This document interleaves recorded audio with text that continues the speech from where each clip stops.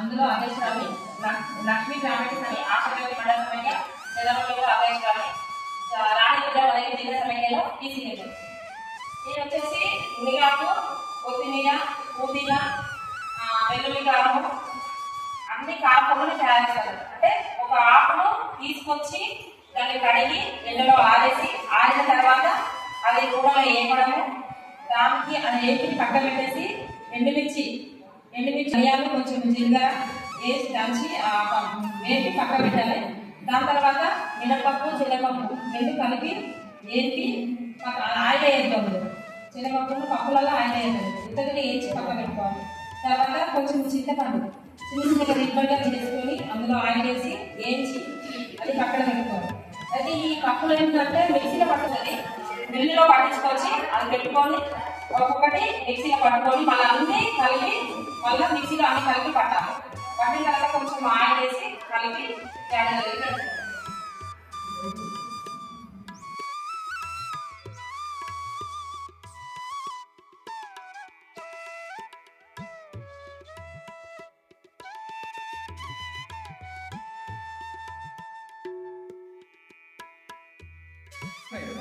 దయచేసి మీరు అందరు ఇక్కడ జిల్లాలో ఉన్న అంటే 4 మండలాలే కాదు ప్రతి మండలంలో ఉన్న సభ్యురాలు ఇట్లా మీరు తీసుకుంటే నిజంగా వాళ్ళు చాలా ఎంకరేజ్ చేసిన వాళ్ళు అవుతారు. ఏం పెద్ద ఎక్కువ ఏం లేదు పరిస్థితి.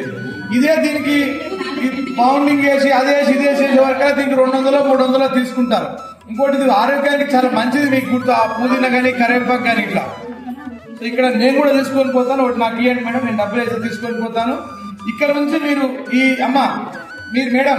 మీరు చంద్రరావుపేట మేడం, మీరు ఈ జిల్లా సమాఖ్యలో మండల సమాఖ్యలో డేట్ మొత్తం తీసుకొని ఇక ఒక డిఆర్డీఓ గారితో ఒక మాట చెప్పియండి. మీరు ప్రతి ఈసీ మెంబర్ తప్పకుండా తీసుకొని పోవాలి. అంతేగాని సమస్య లేదు. 30 మంది వస్తే 30 మంది ఆడ పైలు పెట్టాలి, తీసుకొని పోవాలి. అట్లా గ్రామ సంఘానికి కొన్ని ఇచ్చేయండి. మీరు నిజంగా హైలైట్ అవుతారు. కొన్ని 1000 అమ్ముతారు. మీకు గుర్తుందో ఇది 1000 అమ్ముతారు. ఇది ఒక వేరే అమ్మేది కాదు. ఇక్కడ మీరు అసలు వాళ్ళు తయారు చేయడానికి కింద పడిపోతారు. అంతకన్నా ఏం లేదు. ఇంత ఆలోచన చేయండి. ఇంతకుముందు మేము చేయించిన ఇలాంటి పెద్ద కష్టమేం కాదు.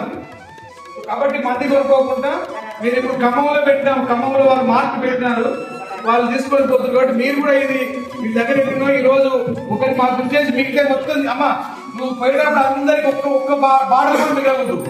ఒక్క బాడలు మిగిలితే నాకు చెప్పి ఎవరు పోనీయా ఒక బాడలు నాకు ఇచ్చేసి బలవంతంగా అందరూ తీసుకుపోవాలంటే